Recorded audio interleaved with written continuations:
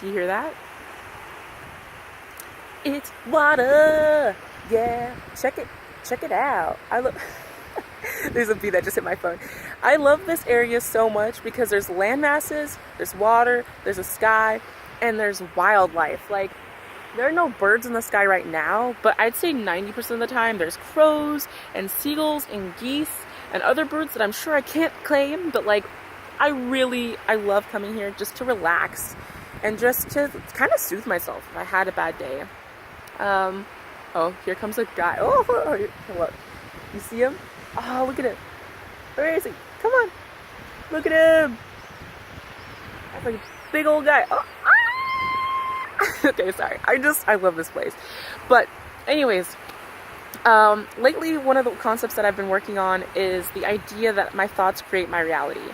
Um, what I understand is that if I wake up in the morning and I have the glasses on of like, I see the good in the world, I see the good in people, I see the good even if there's a lot of bad, then my day is a lot more likely to kind of be on track or be aligned with positivity. In the past, and even sometimes currently, I have allowed toxic crap that has happened to really fog up my lenses, or I have sort of that negative Nelly lens, and I see the bad. And it's really easy to see the bad in everything. It's really easy to be brought down by crap.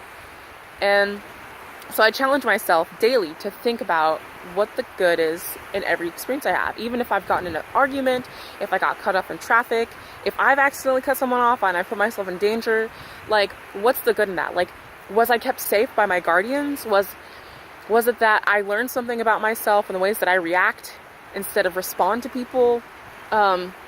And so it's kind of like a fun game almost of like, what is the negative in my life and how can I rephrase that or reframe that to actually make it work for me? So my favorite concept right now is thinking of my mind like a garden. And what I like about this is that you can meditate about it, but you can also do this while you're driving, while you're interacting with someone. There's no like right or wrong way to doing it. But the way that I started was with the meditation because it kind of set that like foundation, kind of gave me a grounding of like how I wanted everything to look. Because I kind of like that Sims edition like meditation, you know, like I got a path leading up to it. You know, is there a gate around it? What kind of path? Is it gravel? Is it rock? Is it, you know, are there wood chunks? You know, what are we working with? Is there a gate around it? Is it a picket fence? Is it barbed wire? You know, and I'm not like a super garden expert, so I couldn't say like I've got petunias and daffodils. Like I just know that I'm working on that, you know. So there's no right or wrong way.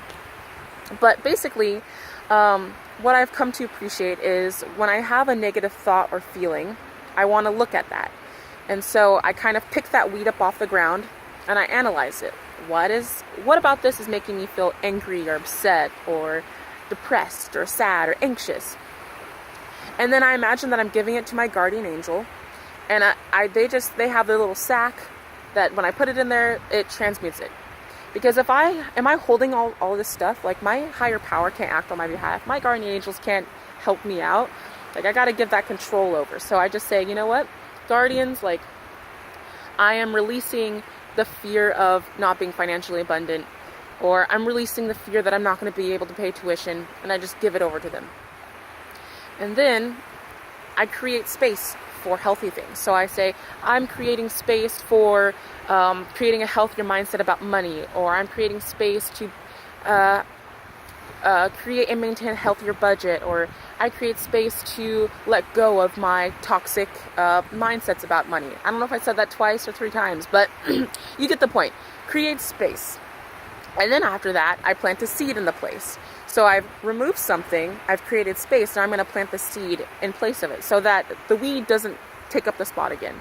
So now I say, I am abundant, or I am financially secure, or I am grateful for the money that I do have, or, you know, whatever feels right to you. And for me, like, I've kind of explored this concept over a matter of months. So in the beginning, all I did was I just identified things, and I gave it over to my angels or my guardians to work on my behalf. And then I got to the point where I was like, you know, I want to create space for better, because at first I didn't believe that anything else could exist in my reality. I didn't believe I was worthy of anything else existing in my reality. I didn't know how to create space for something. So when it got to the point where I felt like I deserved this space in my life for healthy friends or healthy food or healthy perception of myself, then I created the space for that. And I also found that it was really uncomfortable for me to say, like, I am abundant, because I didn't believe that. There were still a lot of aspects that I had to look at before I could say, like, I am abundant. And this is kind of where it goes back to, like, well, if I don't pick the weed and I don't analyze it, then there's not space for me to plant the seeds. You know what I mean? Like, so many gurus are out there and they're like, you gotta be affirmations, but they don't think about the fact that, like, or pardon, they don't mention, or I have not heard it mentioned that, you know, like, you gotta clear the space for it, you know? You only have so much space in this plot of land, no matter what. If it's 5 miles by 5 acres, or if it's, you know, eternity, I don't know. Like, even then, at some point, like, your mind has got to, like, create bounds somewhere, you know what I mean? At least in this point of existence right now. So yeah, like, that's really what's been helpful for me. And, like, the thing is, like, some days I'm driving and something pops up and I'm irritated about something someone said, or I'm hurt by something someone said, or you know, I don't know, like, I just feel some kind of way, and so, like, I release that, and then I say I create space, and blah blah blah. I'm driving while I'm doing that. And then some days I feels like I really need, like, a huge energetic emotional reset, and so I just, like, I sit down or I lay down and I'm just, like, purging all the things about my life that I know don't serve me, that I know are harmful to my thought process, to my body, to my psyche. And it's interesting because in doing this, like, I used to drink coffee a lot. I used to buy Starbucks a lot.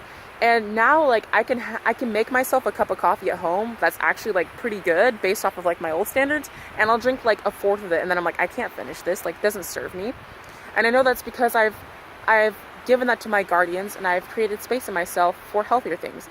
Like, at one point I just said, hey, like, I recognize that I have a really dysfunctional relationship with coffee and caffeine. Like, I create space for healthier alternatives. And then it works, you know? Like, it's a matter of, like, not just doing it, but believing it's gonna work. And so, guys, do you remember the last video, being on track? Come on. This is freaking no way. There is no way I could have planned that. So I'm on track. Holy freaking, I'm sorry, I'm tripping. Literally the last video, if you missed it, was about being on track, and I used the idea of a freaking train and a model train as a, I love it. Oh my gosh, this is so rich.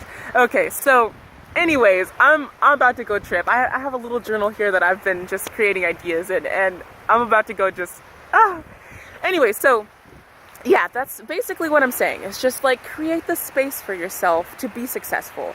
And if you don't know what that looks like, that's okay, because we're releasing the limiting beliefs about that.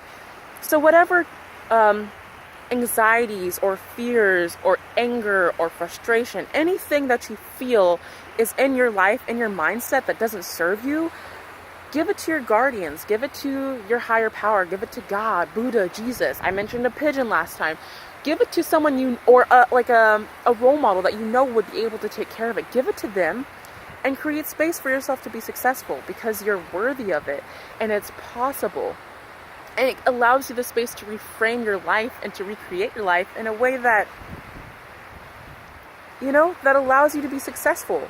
And you don't have to know exactly what it's going to look like. And that's the point. It's that you know what you don't like so that you can let go of that and discover what you do like. So yeah, I'm sorry, I'm still tripping off that. I'm about to go look at these birds and enjoy this scenery. And I love the universe. Like, honestly, when you open yourself up to messages from the universe, like, it just starts throwing you so many different synchronicities and so many different ideas. Like, I love it. All right, many blessings. I honor the divine light within you. Namaste.